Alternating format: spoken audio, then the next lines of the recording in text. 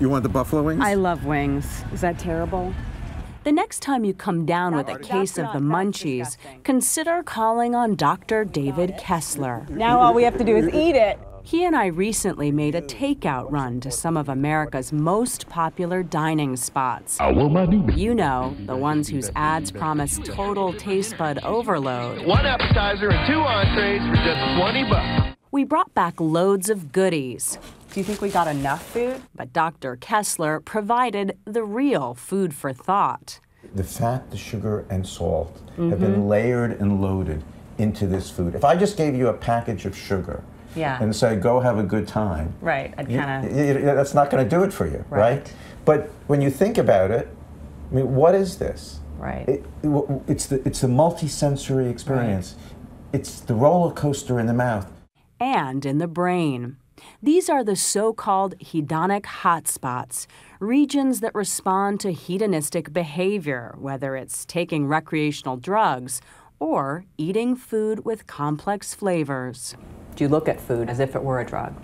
It affects the same circuits in the brain. It affects the learning, memory, motivational, and habit circuits. It activates those circuits. The difference is food we need to live. We need food to survive. Dr. Kessler's recent book is the latest salvo in a career-long crusade to improve public health. Tobacco industry officials have denied that nicotine is addictive.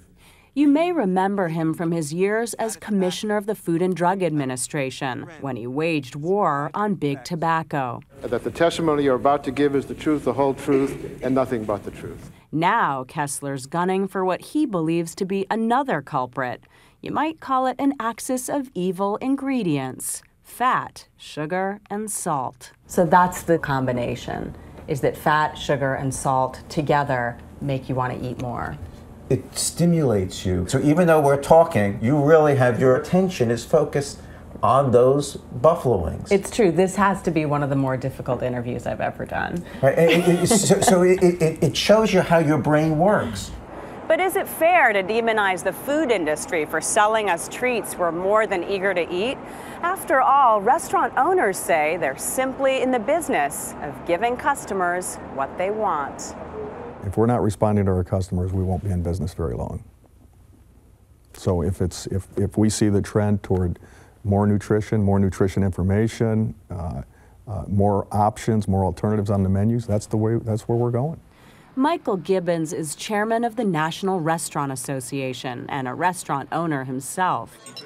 He points out that Americans now get 1/4 of all meals from restaurants and that healthy choices are becoming more prominent on menus.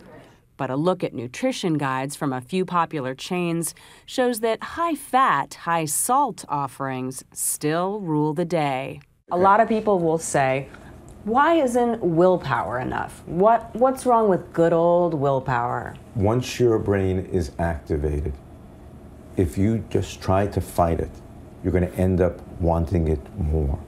But to the Restaurant Association's Michael Gibbons, when it comes to avoiding temptation, common sense is the best prescription. I don't like to think of us as being helpless to resist. I'm not a scientist, I'm not a doctor, but I believe I can make my own choices. I think I'm independent, and I have the ability to reason and make choices that I think are wise. So, as Americans continue to get more and more meals from restaurants, the question of mind over mozzarella sticks will grow ever larger. And if we're not careful, so will our waistlines.